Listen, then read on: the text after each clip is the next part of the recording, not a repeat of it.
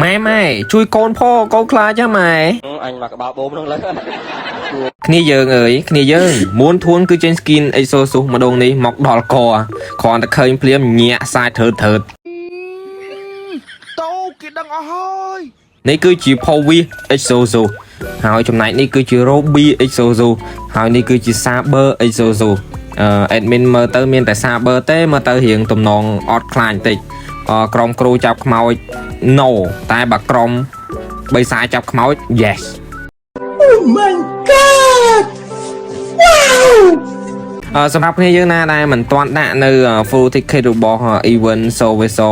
លើកទី2ឬក៏ជាលើកចុងក្រោយនេះតែអ្នកនរគ្នាអាចដាក់បានគឺតាមរយៈ website របស់ខ្ញុំបាទ Thon Game Store សុវត្ថិភាពនិងតម្លៃធូរថ្លៃតោះមកមើល skill effect របស់គាត់ម្ដងនេះគឺជា skill effect របស់ Powi រូបរាងដ៏សង្ហារបស់គាត់ហើយនេះគឺជា skill effect របស់ Saber ព្រមទាំងរូបរាងដ៏ស្រស់សង្ហារបស់គាត់ផងដែរហើយចំណែកនេះគឺជា skill effect របស់ Robbie ព្រមទាំងរូបរាងដ៏ខ្ជូតរបស់នាងផងដែរឬឯនេះជាមួយឈុតរបស់ Exozo នៅក្នុងហ្គេម Magic Chess Gogo ដែលនឹងត្រៀមបញ្ចេញនៅក្នុងផាច់ឬក៏ season ថ្មីបន្តទៀតនៅពេលខាងមុខនេះហើយចំពោះគ្នាយើងណាដែលរងចាំនៅ event KOS ដែល event មួយនេះនឹងត្រឡប់ជាផ្លូវការមកវិញនៅថ្ងៃទី30ខែមករាចុងខែនេះហើយគ្នាយើង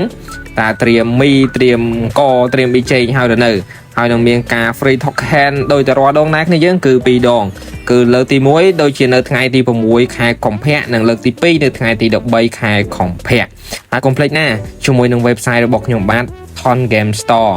បើសិនជាអ្នកទាំងអស់គ្នាអត់ចេះដាក់តាម website របស់ខ្លួនឯងក៏អាចឆានមក admin បានតាមរយៈ Messenger របស់ admin ក៏បានតាមរយៈ Telegram របស់ admin ក៏បានដែរអរគុណច្រើនជួបគ្នានៅវីដេអូក្រោយ